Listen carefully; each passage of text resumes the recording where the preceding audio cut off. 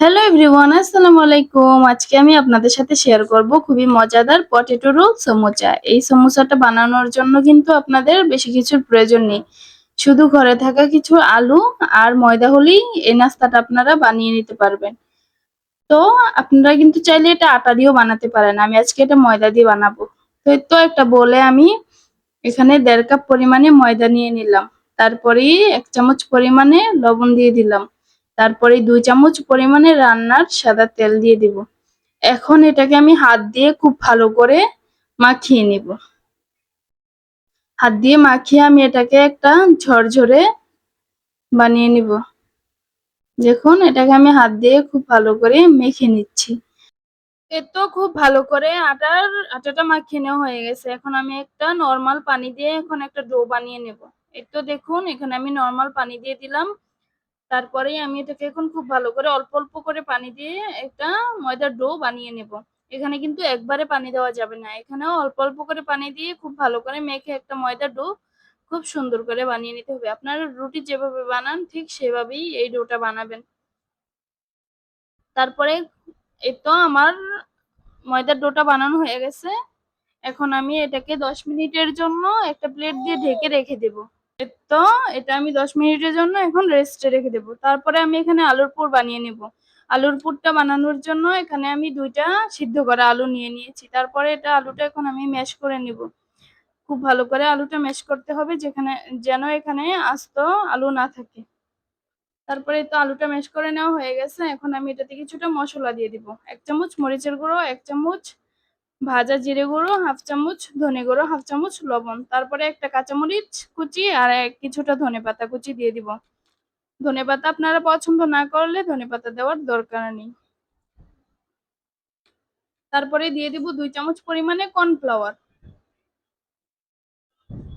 কর্নফ্লাওয়ারটা দিয়ে খুব ভালো করে এটা আমি মেখে নেব।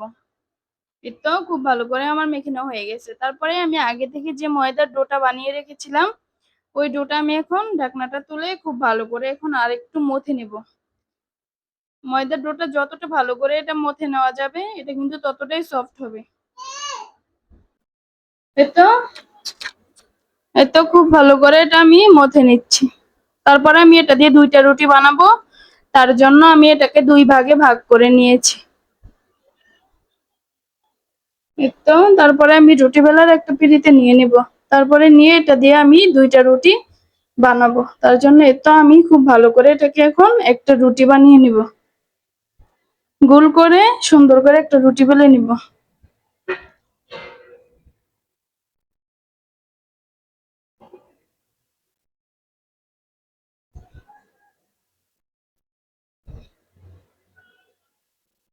আসলে আমি এক হাত দিয়ে ক্যামেরা ধরে আছি, তারপরে এক হাত দিয়ে কাজ করতেছি।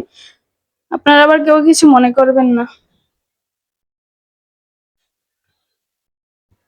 তারপরে আমি রুটিটা বেলে নেওয়া হয়ে গেছে। তারপরে মাঝখানে একটা রুটির বাটি দিয়ে দিলাম, ছোট্ট একটা বাটি।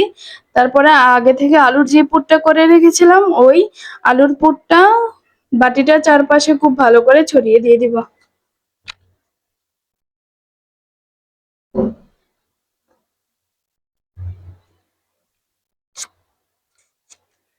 দেখুন খুব ভালো করে আমি আলুর পুরটা চারপাশে দিয়ে দিচ্ছি।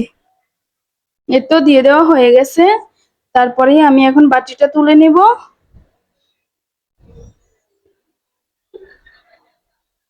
বাটিটা তুলে নিলাম। তারপরে আমি এটাকে এখন চারপাশ থেকে কেটে নিব একটা ছুরি দিয়ে।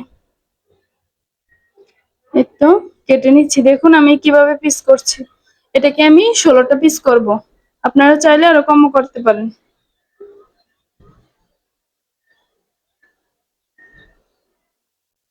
তারপরে আমার পিসগুলো করে নেওয়া হয়ে গেছে। তারপরে আমি চারপাশে যে গোল বাটিটা ছিল ওইটার মাঝখানে খালি জায়গাটাতে আমি এখন পানি লাগিয়ে দিব, যেন ভাজার সময় এটা ছুটে না যায়।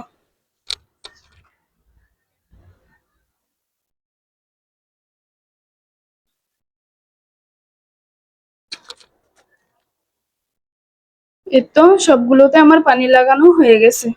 এখন আমি দেখুন কত সুন্দর করে এগুলাকে আমি রোল বানিয়ে নিব।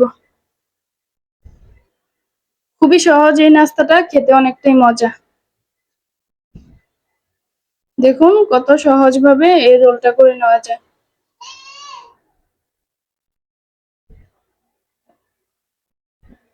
এই তো আমি আরেকটা করে দেখিয়ে দিচ্ছি। দেখুন এই তো আমি আরো একটা রোল বানিয়ে নিলাম। এভাবে আমি একটা প্লেটে একটু ময়দা ছিটিয়ে তারপরে সবগুলো রেখে দিলাম। দেখুন সবগুলো বানিয়ে নিলাম। তারপরে চুলায় একটা প্যান বসিয়ে দিলাম। তারপরে আমি কিছুটা পরিমাণে সাদা তেল দিয়ে দিলাম। তেলটা হালকা পরিমাণে গরম হয়ে যাওয়ার পরে আমি এখন একে একে অনেকগুলো পরিমাণে এখানে রোল দিয়ে দিব।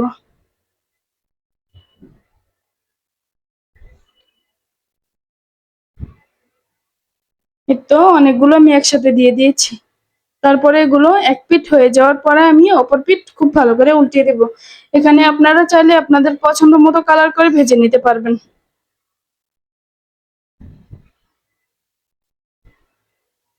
এই তো দেখুন আমি এগুলো উল্টিয়ে দিচ্ছি খুব ভালো করে।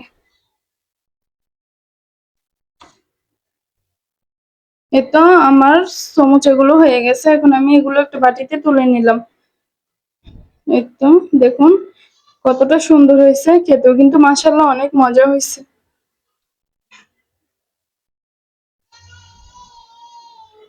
উপরটা ক্রিস্পি, ভিতরটা একদম সফট।